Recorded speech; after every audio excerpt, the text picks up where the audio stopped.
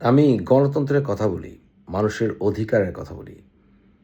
আমার ব্যক্তিগত ডিসিশনের চাইতে সবচেয়ে বড় মূল্যবান হচ্ছে জনগণের সিদ্ধান্ত। অনেক ক্ষেত্রে জনগণের সাথে আপনার আমার ব্যক্তিগত সিদ্ধান্ত নাও মিলতে পারে এবং সেই ক্ষেত্রে আপনি যুক্তি দিয়ে ভাববেন এবং প্রয়োজনে সত্যের জন্য জনগণের বিরুদ্ধে দাঁড়াবেন। কারণ জনগণ অনেক সময় ভুল সিদ্ধান্ত নিতে পারে। কিন্তু সবচাইতে বড় ইম্পর্টেন্ট হচ্ছে গণতন্ত্রকে মেনে নেওয়া। গণতন্ত্রে সুষ্ঠু নির্বাচনের ফলাফল মেনে নেওয়া এবং সুষ্ঠু নির্বাচনের ফলাফলকে সহায়তা দান করা। আপনি যদি এমন একটি রাজনৈতিক দল করেন যেই রাজনৈতিক দল অন্য এক রাজনৈতিক দলের সাথে বিপক্ষ রাজনীতি করে, তখন যদি আপনি সুষ্ঠু নির্বাচনে পরাজিত হন তাহলে বিজয়ী যেই দল তাকে শুভেচ্ছা জানাতে হয় এবং দেশের জন্য, ওই যে বললাম দেশের স্বার্থ সবচেয়ে উপরে, দেশের জন্য সেই বিজয়ী দলের সাথে কোঅপারেট করতে হয়। অযথা বিরোধিতা করলে দেশের ক্ষতি হয় এবং সেই সময়ের জন্য অপেক্ষা করতে হয় যখন আপনি সঠিকভাবে সরকার সমালোচনা করে মানুষের মন জয় করে আবার সুষ্ঠু নির্বাচনে ক্ষমতায় যাবেন। এতটুকু ধৈর্য থাকতে হবে। যদি ধৈর্য না থাকে তাহলে আপনি স্বার্থপর, আপনার দল স্বার্থপর এবং আপনি কোনো ব্যক্তিগত ধান্দায় ভুগছেন। জাতীয়তাবাদী দল বিএনপির আমি সমর্থক, আপনারা সেটা জানেন। আমি এমন একটা মানুষ যিনি বঙ্গবন্ধুকে ভালোবাসে। আমি শহীদ রাষ্ট্রপতি জিয়াউর রহমানকে আমার রাজনৈতিক নেতা মনে করি। আমি আমার বাল্যবন্ধু তারেকের অনেক সমালোচনা করেছি। কনস্ট্রাকটিভ সমালোচনা করা আমার অধিকার, বাক স্বাধীনতা আমার অধিকার। কিন্তু হাজার হোক আমার বাল্যবন্ধু, ও যদি বাংলাদেশের প্রধানমন্ত্রী হয় আমি তো খুশি হব। কিন্তু আমি ভয় পাই। আমি মনে করি সে কি যথেষ্ট স্মার্ট, সে কি যথেষ্ট অনেস্টলি দেশ চালাবে। আমি এও মেনে নিয়েছি যে দেশে গণতান্ত্রিকভাবে একটি নির্বাচনে হযবরল সিচুয়েশন থেকে সে নির্বাচিত হয়েছে, তার দল ল্যান্ডস্লাইড ভিক্টরি হয়েছে। যেভাবেই হোক দেশের মানুষ একটি গণতান্ত্রিক প্রক্রিয়া এসছে।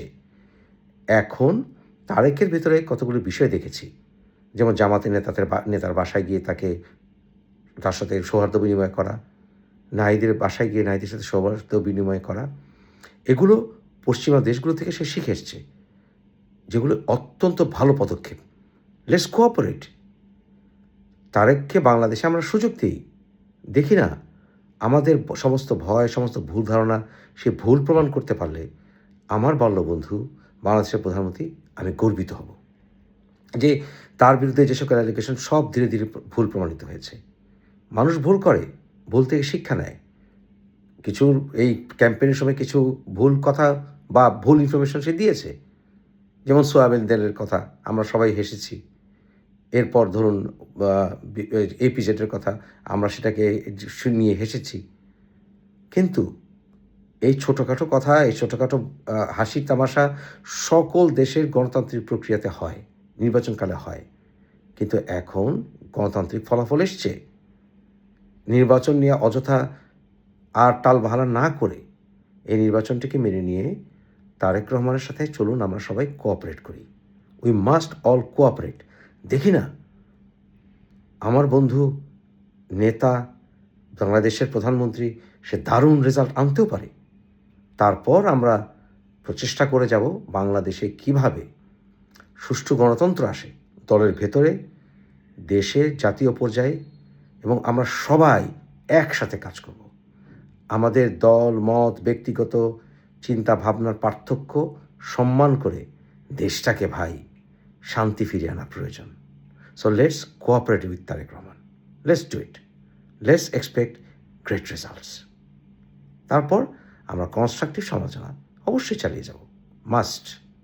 এবং অল ইনক্লুসিভ ফিউচার নির্বাচন হোক।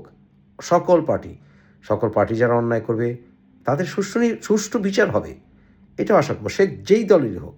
এবং সবাই মিলে অল ইনক্লুসিভ ভবিষ্যৎ নির্বাচনের জন্য আমরা আশা করব।